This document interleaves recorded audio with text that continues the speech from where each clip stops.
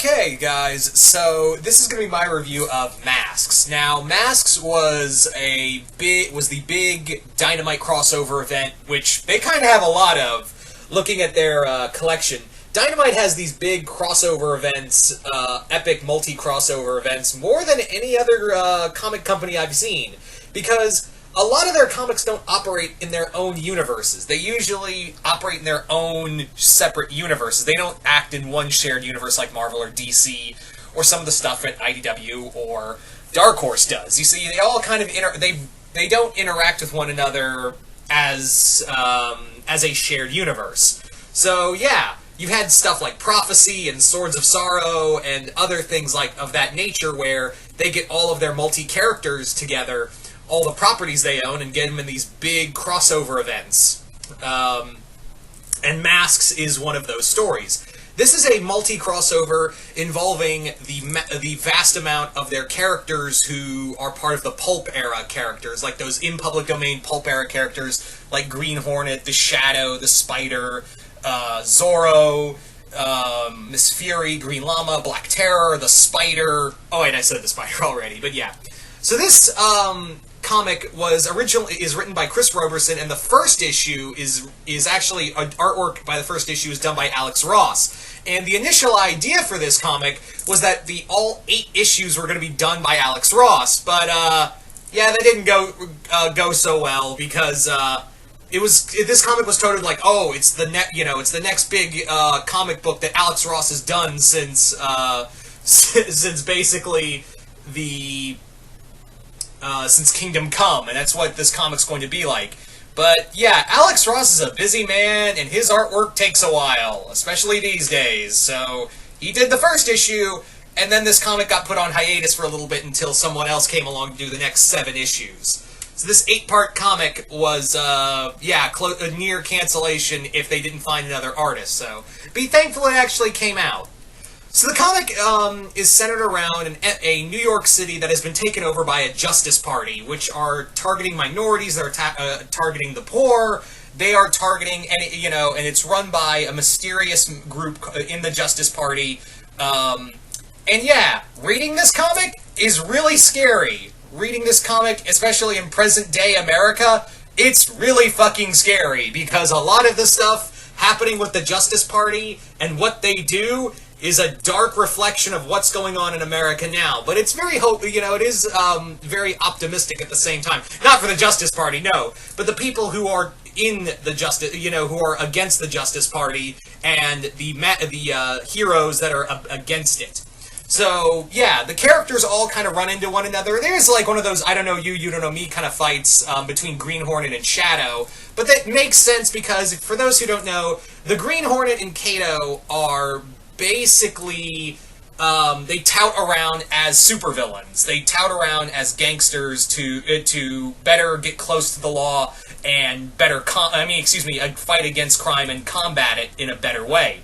So it makes sense when Shadow and Green Hornet fight, but then they immediately are like, no, we gotta, you and I gotta take on we can't take on one another. We got all of this to take on.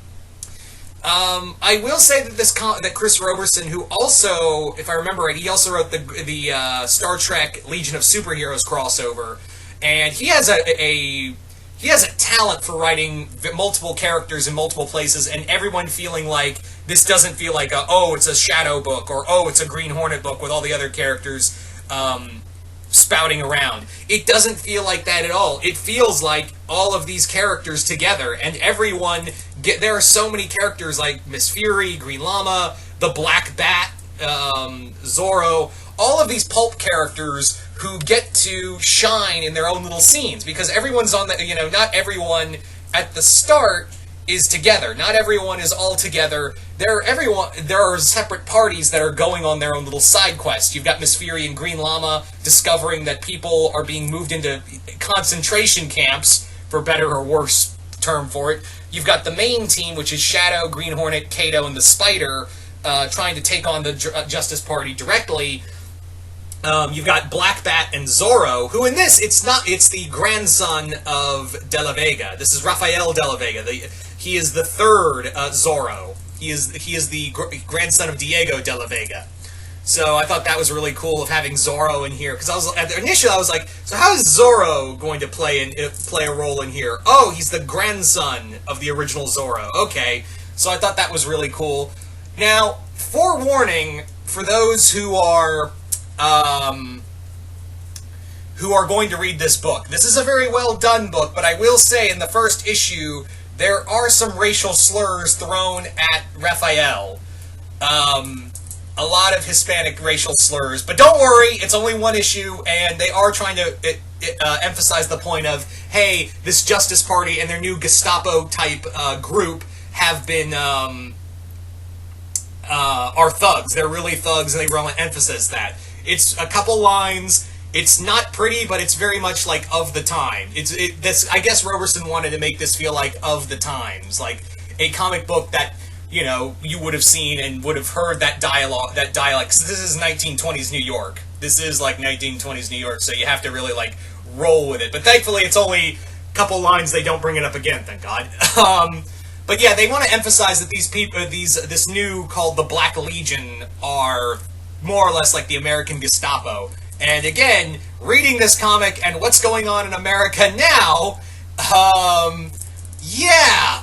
Oh, wow. This is a dark mirror right here. But like I said, it really does emphasize that, you know, you can only push people so far before they start pushing back. And I will say that the main villain, you kind of figure out his identity real quick. They make like, ooh, who is the mysterious leader of the Justice Party? Who is the leader of this Justice Party? You figure it out like real quick, because like they just spell it out for you when you first see them. Like they just straight out spell it out for you in this comic. They're like, don't worry, we're not telling you till the penultimate issue, the end of the penultimate issue. You won't figure it out. You won't. Oh, you did. Oh shit. Oh, all right. That's a nit. And it felt like the last issue just kind of wraps up a little too quickly.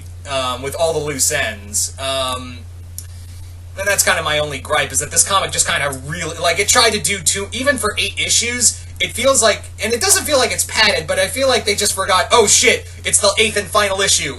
Hang on, I gotta wrap all this shit up. That's where it felt like with Roberson. Also, while the artwork is good, it's really hard to follow the heels of the next 7 issues are really hard to follow up when your first issue was done by Alex Ross. So I'm just saying it's a little, but thankfully he still does the covers, which are awesome, by the way. So it's kind of a tough follow-up for the next 7 issues, when your opening act was Alex freaking Ross.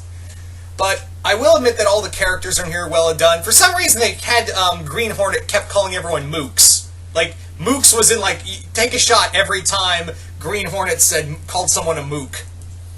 And I know that was very of the times, like, it's very much like trying to be a 20s comic, but couldn't you figure out, like, another word to call the bad guys Green Hornet? Just saying, Britt, you could have called them something else.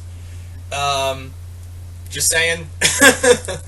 Anyway, so all in all, this is a very well done comic. It does have its minor pacing issues here and there, but in most crossovers, I always have the thing of, always balance your characters. Don't make one character outshine another. And that's what this comic does beautifully, is where it balances all of these teams and no one feels like they get the spotlight. Though I will admit that Shadow is the defunct 2 leader, so he gets them a little more to do than everyone else. But I will say that it doesn't hit you over the head with it.